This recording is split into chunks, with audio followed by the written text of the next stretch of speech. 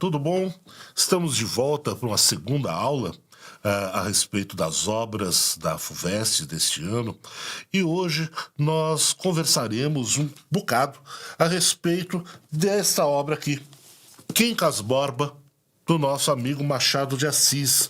Eu uso essa edição da obra completa do Machado pela Nova Aguilar. É uma edição bastante segura, bastante boa. E falar em Machado de Assis é sempre um grande prazer e muito complicado. Machado prepara, ou sempre preparou algumas armadilhas boas para os seus leitores. Basta a gente lembrar a grande discussão se Capitu traiu ou não Bentinho, né? E aqui nós temos uma outra armadilha. Esse Quincas Borba quem é, né? É o homem ou é o cachorro, né? O Machado, com a sua ironia, a sua fineza irônica, é de uma beleza espetacular. E essa é uma obra pesada, essa é uma obra que tem um fundamento filosófico e muito triste no fim. Se o Machado de Assis tem um pessimismo que lhe é característico, acredito que Quincas Borba tenha mais do que esse pessimismo, tem uma tristeza, uma melancolia, uma dor profunda. Quincas Borba é o segundo romance da fase dita realista do Machado de Assis. Ele foi publicado no jornal A Estação, como folhetim, entre junho de 1886 e setembro de 1891 e publicado como livro em 1891. Ou seja, é um período aí de uma transição na vida brasileira muito grande, né? 1888, a abolição da escravatura. Nós temos aqui claramente uma referência às leis de abolição ou pré-abolição. 1889, a proclamação da República, o fim da monarquia, que nós temos também um pouco de ironia a respeito disso, ainda que Machado fosse um monarquista. Mas antes de falarmos da análise da obra em si, né? Enfim, antes de trabalharmos com a obra, vamos discutir um pouco quem é esse Machado de Assis, né? Pegar um pouco o panorama estético, né? Dessa escola literária. Dizem que Machado de Assis, ou melhor, os manuais, né? Os livros e manuais acadêmicos tendem a colocar o Machado de Assis pertencente a duas fases. Uma primeira fase, o romântico, né? Com as suas primeiras obras, A Mão e a Luva, né? Yaya Garcia, Helena, né? Ou seja, uma tradição mais próxima daquele romantismo urbano. E depois, a partir de 1881, a reviravolta que ele daria na sua produção literária, com a publicação de Memórias Póstumas de Brás Cubas, ele mergulharia, assim, no realismo propriamente dito, de uma forma contundente, né? O Machado de Assis, me parece, que escapa muito de rótulos, né? Ele não se enquadra dessa forma tão fácil. Olha, a característica do realismo é isso e nós encontramos essas coisas exatamente iguais do Machado de Assis, né? Ou do romantismo. Ele transcende um pouco isso.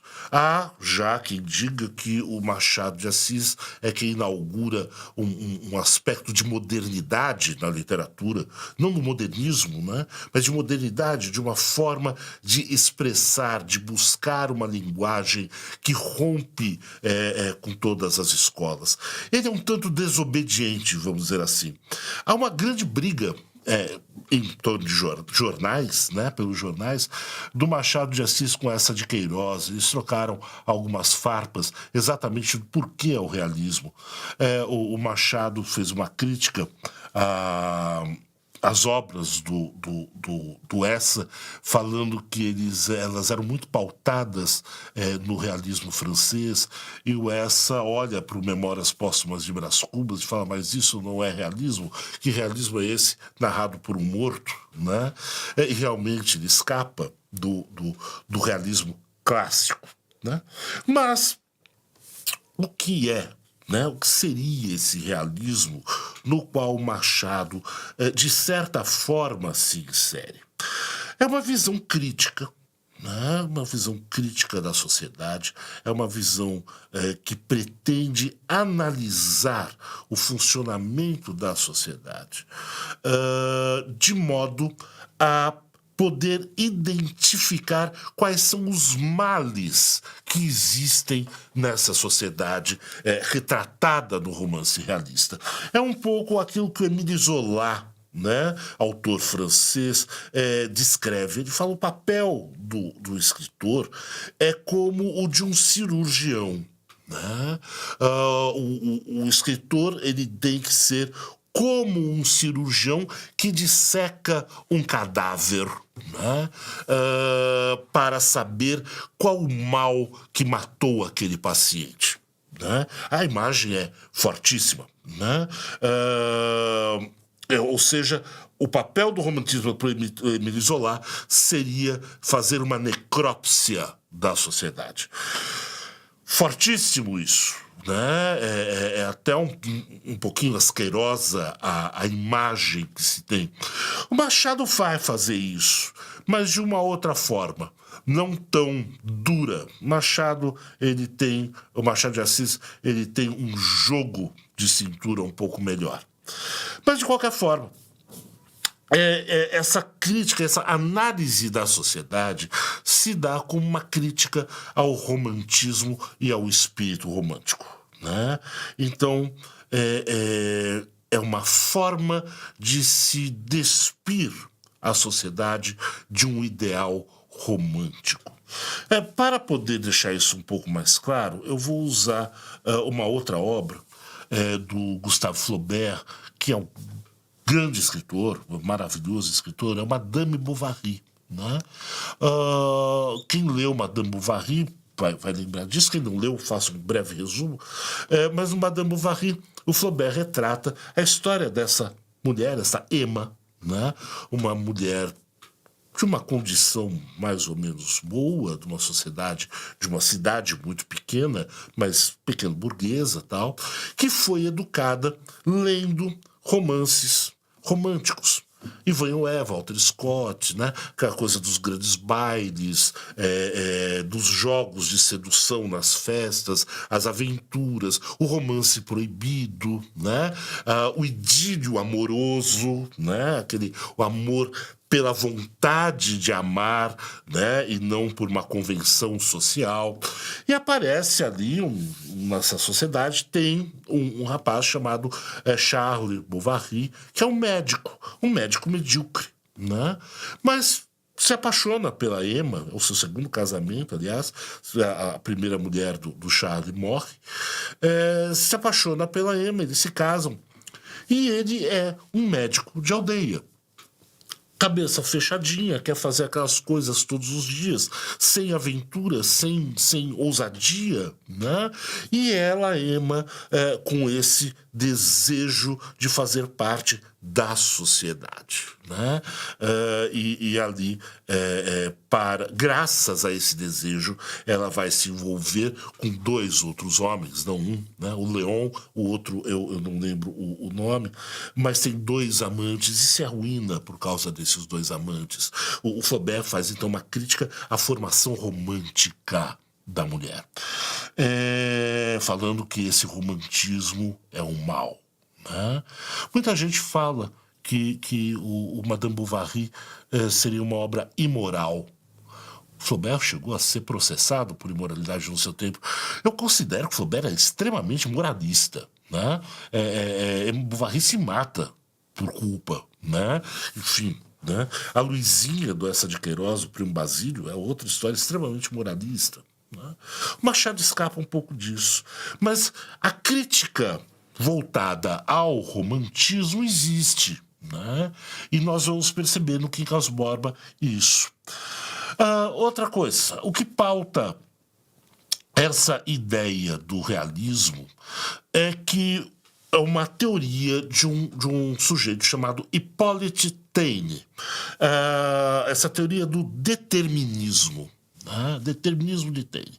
Taine diz o seguinte: o homem, ser humano, é fruto de três coisas. Primeiro, seu momento histórico, o momento em que ele nasce, o momento em que ele vive.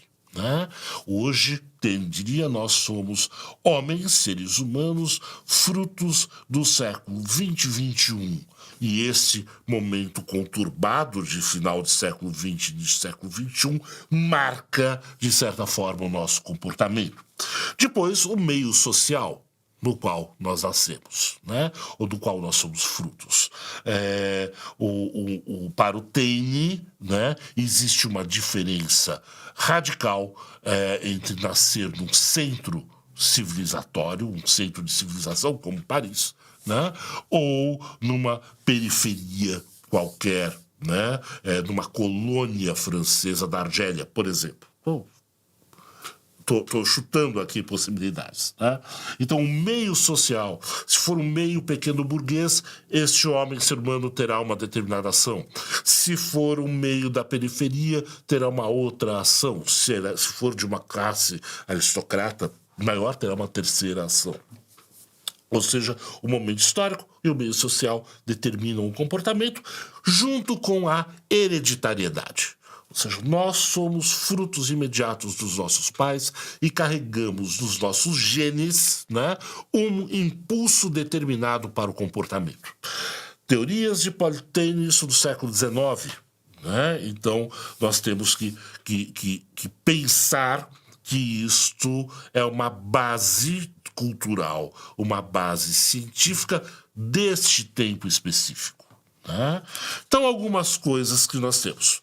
O realismo busca analisar uma sociedade de forma crítica para perceber os males os quais esta sociedade padece. Segundo ponto, é uma crítica ao espírito romântico, ou seja, esse espírito voluntarioso do eu quero, do centrar-se no eu, em mim, no meu desejo. Né? Ele diz que este desejo romântico é prejudicial. Então, essa crítica. E terceiro, um aspecto determinista. Né? Nós podemos colocar outros elementos aí. A ideia do darwinismo social está muito próximo do determinismo. A sociedade também se desenvolve, evolui de determinada forma, mas, né, tem os seus problemas e seus defeitos. Então, num plano muito geral, esse é o aspecto estético que nós temos do realismo. E vamos encontrar isso no Quincas Borba. Segundo ponto, outro panorama que eu quero fazer com vocês é um pouquinho da vida do Machado de Assis. Machado de Assis tinha tudo para não dar certo. Né? Tudo. Ele é numa sociedade grandemente escravocrata do século XIX, pesada. Ele é filho de um alforriado, né? Ou seja, o pai dele havia sido escravo. Nasce uma jovem Machado, o Machado de Assis nasce num dos morros do Rio de Janeiro, onde ficava a casa grande de uma fazenda, nasce livre, é amadrinhado pela dona dessa fazenda, que possibilita que ele estude. Não se tem grandes dados a respeito disso, mas tem algumas anedotas curiosas. O jovem Machado que precisa trabalhar, afinal de contas, e ele vai trabalhar num armazém de secos e molhados, né? Vende grãos e fitas e agulhas, né? E ele dura um dia ou dois no emprego, porque ao invés de atender aos clientes, ele ficava sentado atrás dos sacos de grãos lendo. Né? Ele tinha acesso à biblioteca da dona da fazenda onde ele cresceu. Né? Mas olha só, filho de um alforriado, né? É preto dessa sociedade escravocrata, gago, epilético, Ou seja, ele tinha uma série de qualidades complicadíssimas que seria uma marca quase que da sua ruína naquela sociedade. No entanto, ele tem um it, né? Ele tem um brilho, ele tem um quê, um algo que faz com que ele se dê muito bem. Ele vai trabalhar como tipógrafo num jornal, essa profissão hoje extinta. Meu pai foi tipógrafo, eu tenho um carinho por isso, né? Mas é uma profissão extinta. E ali no jornal ele começa a ter contato com o meio social, né, carioca, principalmente esse meio social dos intelectuais, das livrarias, dos escritores, dos cronistas, e começa a escrever ali os seus primeiros poemas, enfim. Ele é muito bem aceito, ele é muito bem acolhido. Claro que ele escreve muitas vezes na tentativa de atrair alguma atenção para si. Então, o aniversário do imperador, o aniversário da princesa Isabel, ele escreve o poema, publica nos jornais, ou seja, ele vai fazer uma publicidade de si também, algo absolutamente comum no seu tempo. Aliás, hoje também não é muito diferente, né? Mas ele tem essa forma de projetar-se. Jovem, ele é conhecido e reconhecido como um grande poeta, né? Casa-se com Carolina, apaixonadíssimo por ela, não tiveram filhos, né? E daí o final do seu Memórias Póstumas de Brás Cubas é muito revelador, né? Não tive filhos, não releguei a ninguém a miséria de nossa existência, né? Triste. Mas não teve filhos, e tem uma produção muito grande, funda junto com Joaquim Nabuco e outros tantos, né, a Academia Brasileira de Letras, do molde da Academia Francesa de Letras, e Carolina morre.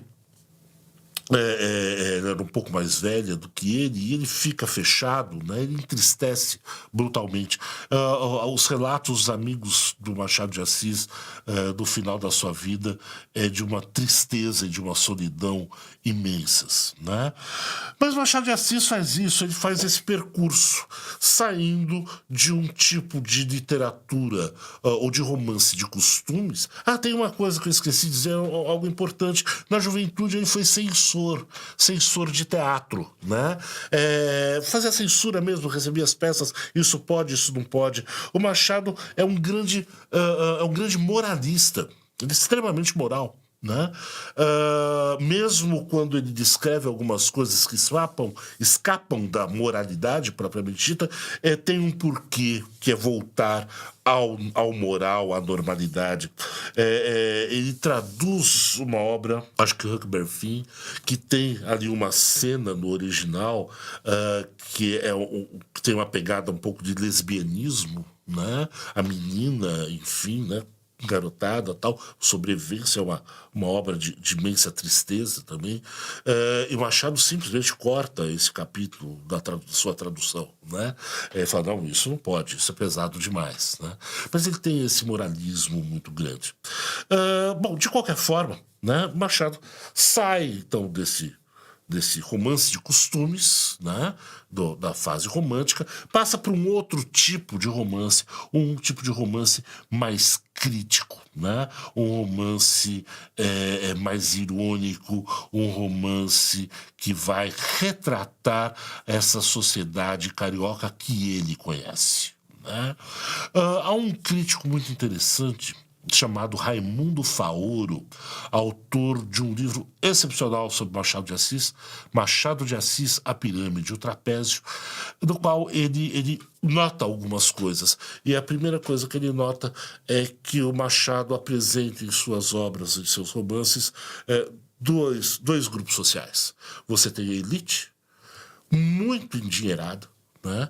A elite aristocrática mesmo, ou aristocrata, ou em vias de tornar-se aristocrata, e uma classe de servidores, né? A classe dos empregados mais baixos, a classe mediana quase que não aparece, né?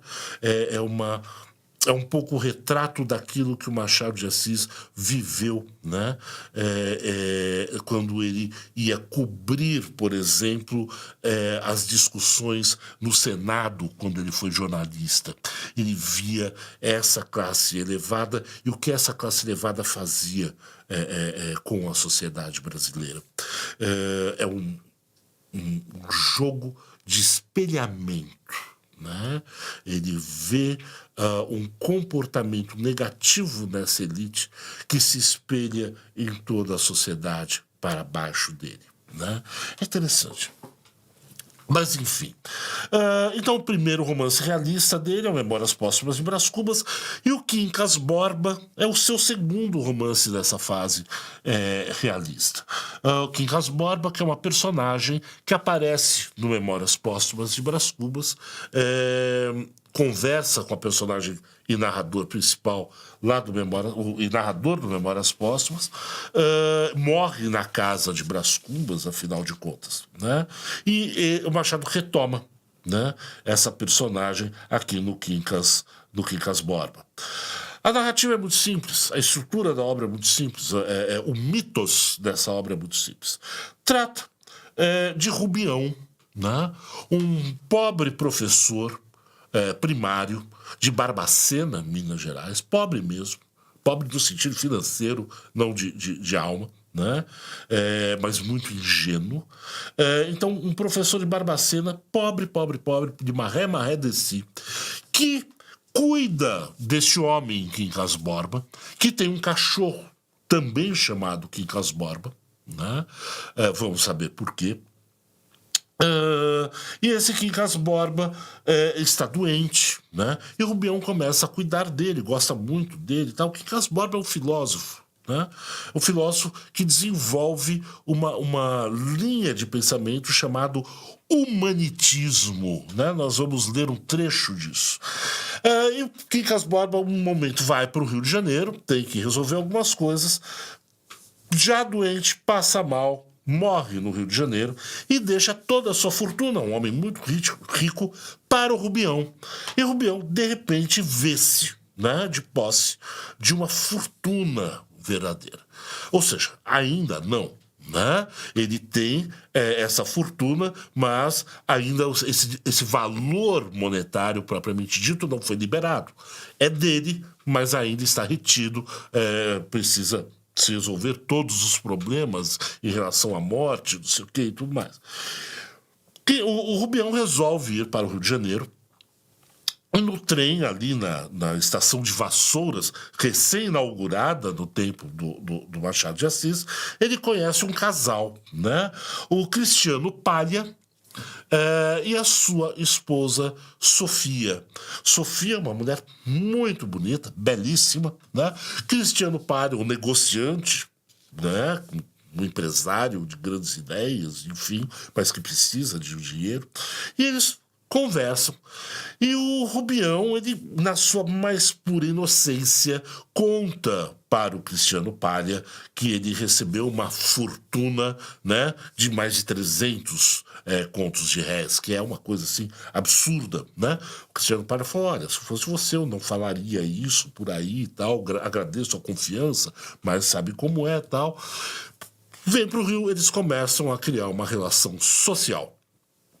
Né? O Cristiano Palha pede que Rubião lhe empreste dinheiro para os seus negócios. Rubião empresta sem grande problema. Compra uma casa imensa no Flamengo, decora essa casa inteira e vai recebendo agregados de pessoas que frequentam esta casa para almoços e jantares todos os dias, né, regados ao melhor dos champanhes, as melhores comidas, né? Eles levam os livros que ele acabou de comprar para ler e não devolvem, e ele vai sempre colocando a mão no bolso e financiando o Cristiano Palha, o outro que pede dinheiro, o outro que pede dinheiro, o outro que pede dinheiro, e de modo que quando ele vê, ele está absolutamente arruinado, né? O Cristiano Palha, inclusive, faz um jogo com a Sofia, sua esposa, porque o Rubião está encantadíssimo por ela, e o Cristiano Palha incentiva esse flerte, né? Incentiva que a sua esposa seja sedutora para com o Rubião, porque, primeiro, ele lhe deve uma verdadeira fortuna, está devendo muito. Né? E dessa forma seria uma maneira de conter o Rubião nas suas dívidas. E o Rubião acaba arruinado. Né? Acaba arruinado, volta para Barbacena enlouquecido, né? Acreditando que ele é Napoleão, né? Luiz Napoleão, né? Que é o período do qual se passa a obra, a do reino do imperador Luiz Napoleão na França. Ele, aliás, o Rubião, compra 2 bustos de Luiz Napoleão e coloca na sua biblioteca, né? E fica observando aqueles 2 bustos de uma forma assim encantadora, a ponto de ele pegar alguns atos falhos que ele comete. Um determinado momento, um determinado capítulo, ele entra na sala, estão todos aqueles seus aspas, amigos, fecha aspas, esperando para o jantar. Ele entra numa pose como de imperador, com a mão estendida para ser beijada, mas ele recolhe, né, rapidinho, e fala, mas o que é que eu estou fazendo? Né? Por que eu fiz isso? Ele não percebe um processo de enlouquecimento, mas esse enlouquecimento será a sua ruína. Né? Então nós temos aí um retrato de um homem simples, um homem ingênuo, um homem vindo do interior, um homem da periferia desse império, Barbacena, né, Minas Gerais, só para retomarmos o determinismo de Taine, de um meio social pobre, né, ele não é um homem rico, cujos antepassados também não tiveram grandes posses, né? Mas de repente se vê jogado em um ambiente que lhe é completamente estranho, e não só hostil, mas de uma hostilidade disfarçada, porque há um jogo de interesses em relação ao Rubião. Né? Então essa elite carioca, a elite da corte, ela tem a necessidade de ser alimentada. Ela vive de aparências, né? E para manter a sua vida ela precisa de dinheiro, o dinheiro que ela não tem, pois ela não produz. Né? O Machado de Assis diz claramente isso. A elite brasileira não produz. O grande modelo da elite brasileira que o Machado de Assis coloca é o Brás Cubas, né? do romance anterior, é o Brás Cubas, que ele passa toda a sua vida sem trabalhar em absolutamente nada. Né? Ele vive da sua aparência, da sua presença na alta roda da sociedade. Ele trabalha uma vez, eu acredito, que ele se candidata a deputado e na sua legislatura de deputado ele oferece, ele apresenta uma proposta de lei que é para aumentar a aba dos bonés dos policiais. Fora isso, ele não faz absolutamente nada. Né?